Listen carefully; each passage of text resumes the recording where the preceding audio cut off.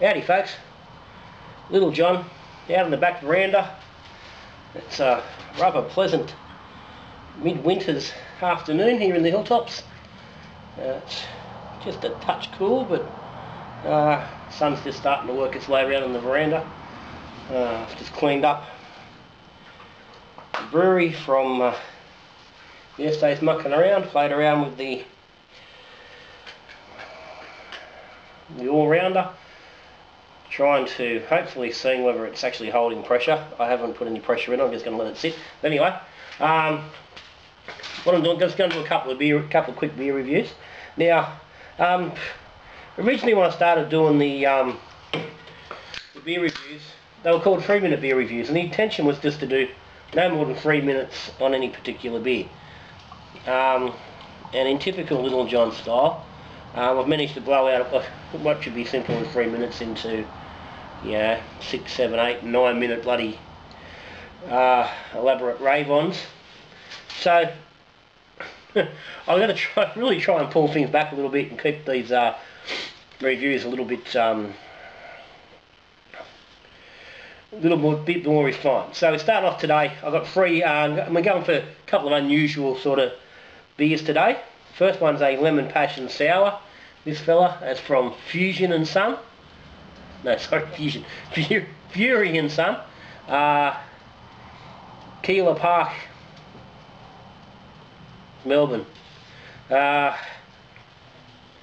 acknowledged the traditional owners, the Wurundjeri people, and the Kulin Nation. Nice, where they're brewing. It's nice. Zing of passion fruit pulp and fresh lemon zest cut through this light, refreshing kettle sour. Okay, so 3.4%. She's only fairly light. She poured with no head. Looks like almost a hard lemonade. It's a bit of carbonation there. Oh, it's got a nice little lemony nose.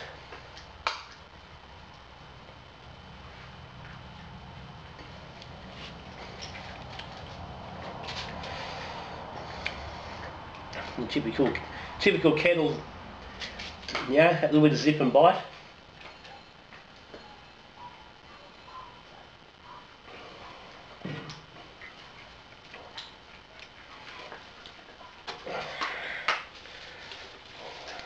Yeah, okay, I'm picking up a bit of lemon and a bit of passion fruit.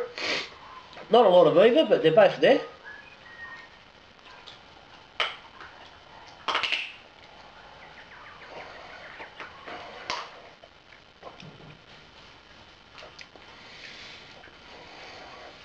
Okay, the actual kettle sour itself not real intense. It's the initial mouthful was there, but after the next couple of sort of settling down, it's just very light. Not real sour at all. I think they're using looking more for the lemon to push the sour than anything else. That's not terrible.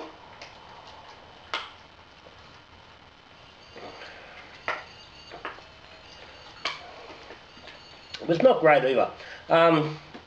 Look, is it pretty much on par with?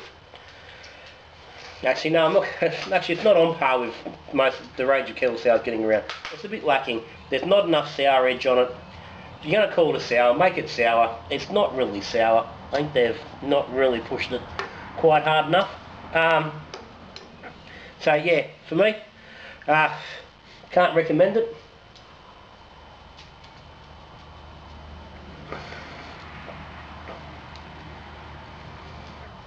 Yeah, no, it's better out there. Save your time, go and find a proper sour, a decent one. If you're crazy for sour fan, give it a whirl if you find one, but you're probably not going to find it particularly easy. So, anyway, no more on that one. We'll move on to the next one. Righto, I'm into beer number, the one after the last one, and I said we were doing some, bit unusual with these couple of beers, and this certainly, pardon me, is unusual. This one's called Lime Crime. It's from the the Brussels Beer Project, Brussels and Belgium. So it's definitely not local. Yeah, I've had a couple of mouthfuls. She's poured a massive head.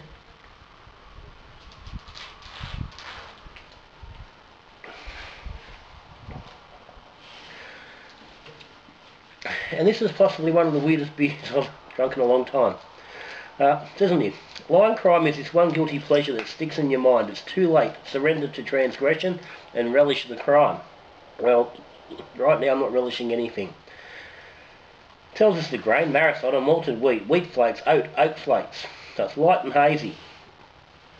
The hops are Cascade, Columbus, and Centennial, which they're saying give us spicy and lime notes. And it just says papaya. There's no sort of link to what the papaya actually is.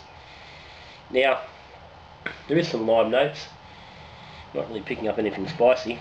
And it says extra, vanilla, lime, and lemon zest. Now, it's a pretty crazy combination of stuff.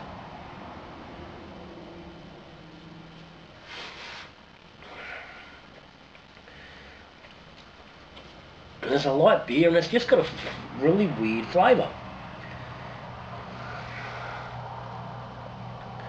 There's a bit of lime, there's some papaya, what I'm assuming is papaya. I'm not a big papaya eater myself, but I'm assuming that's what it is. The beer, it's quite light, can't taste any hops in there.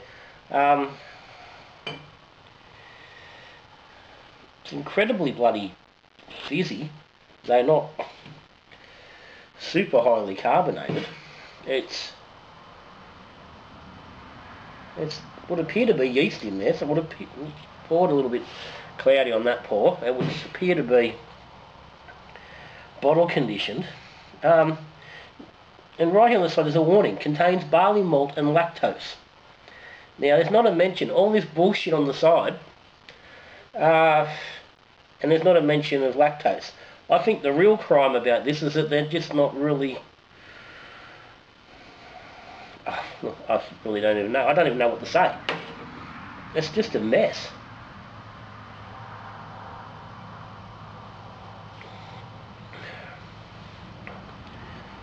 Yeah, I really struggled to get through that last bloody brew. It's sour. And this one's not any bloody better.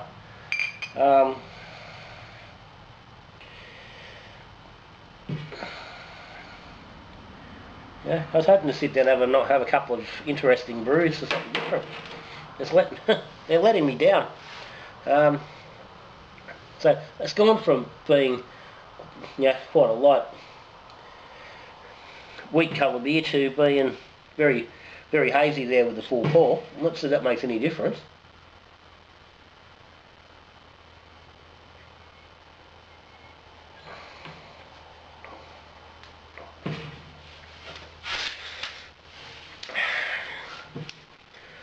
Not really.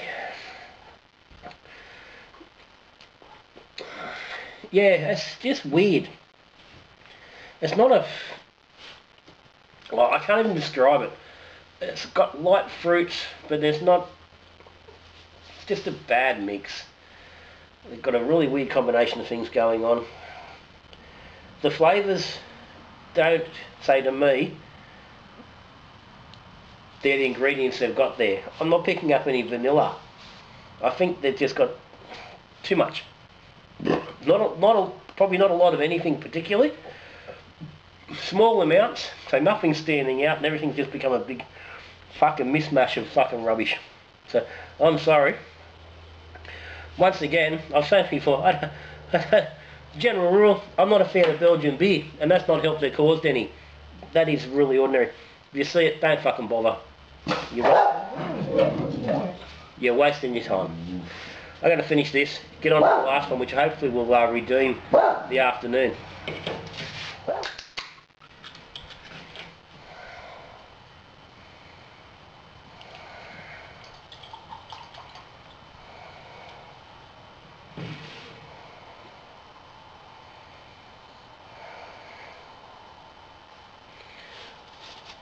Righto folks, beer number 3. I've had this one in the fridge for a little while. I've been keen to get at it. Was hyped a bit when it first came out. I've seen some mixed reviews. That's this fella, Moondog. Timothy Slemothy. Which I didn't realise until just then. I thought it was a Timothy Slam. But no, it's a Slemothy. Chocolate biscuit milk stout. 6.5%. Malt ale caramel steam. I don't know exactly what that is. Golden naked oats, amber, chocolate carafa, rolled oats. So it's got a good collection of what's going on. Hops, malts, magnum hops, English yeast, lactose and cacao. And you can smell the cacao. I'm probably getting a bit of a note on the carafa there as well. So I've just gone for a traditional old schooner glass for this one, no nucleation, just to let it sit and do its thing. She's fairly dark.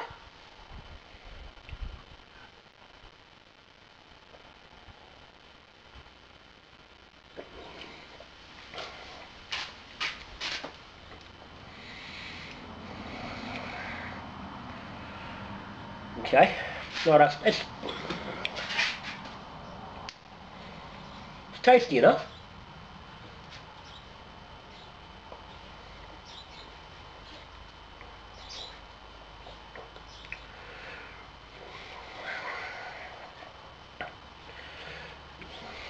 But initially, and surprisingly, for reasonable amount of options it's got in there and ingredients, it's fairly one-dimensional. Now,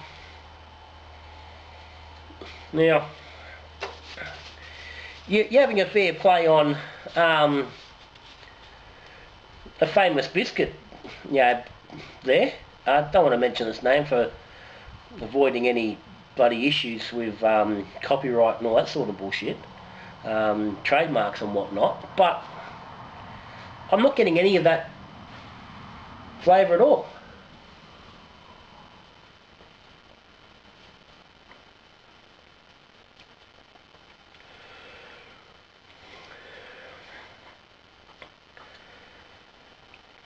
There's a tiny little bit of sweetness coming from the lactose. There's a touch of chocolate.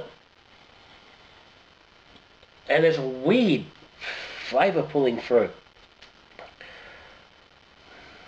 And I don't know where that is. And I think, I don't know exactly what they mean when they're saying something to malt. They're saying caramel steam. I don't know exactly what that is. Whether it's some sort of caramel malt that's been steamed as part of this process. I've not seen any. I don't recall seeing anything that fits into that bill. But it's almost like that's what I'm tasting. There's a sickly,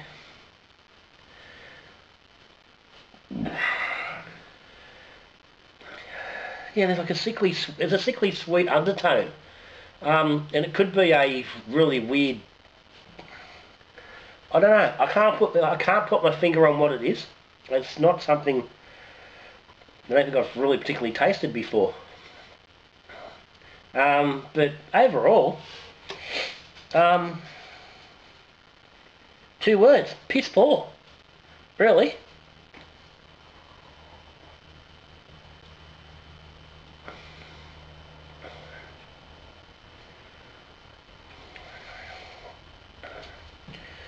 Yeah, no, it's not coming anywhere near the impression that they're giving with the naming and the branding of that beer. If you want to just call it a chocolate stout, even a sweet chocolate stout, you're probably going to get away with it.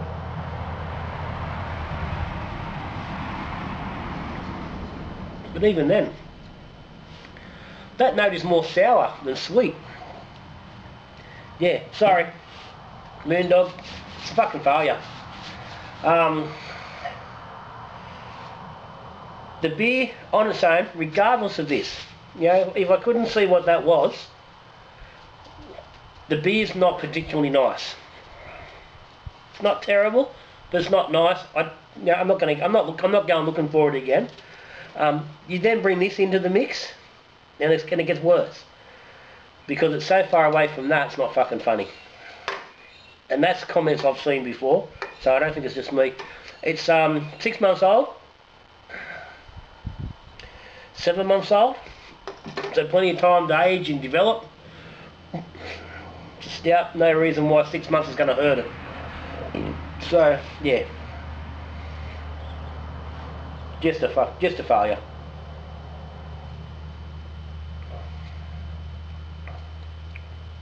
Yeah, it's not good.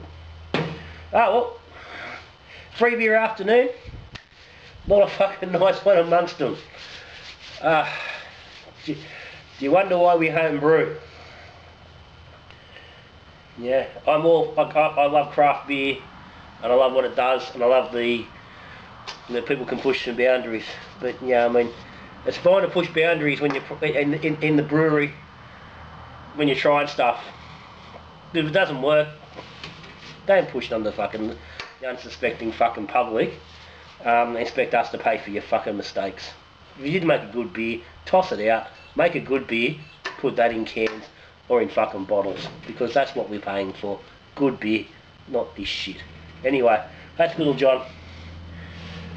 You got any comments, any questions, sticking down the bottom. If you're a Patreon, cheers as always. If you're interested in becoming a Patreon, hit the link down the bottom, see what it's all about. If you subscribe, thank you. If you're not, have a look at the link down the bottom there in the corner. Click on the link, click on the bell, get notified when we're talking beer. Because that's what we do. We talk beer, we drink beer, we brew beer. That's what Little John's is all about. So until I see you again, cheers.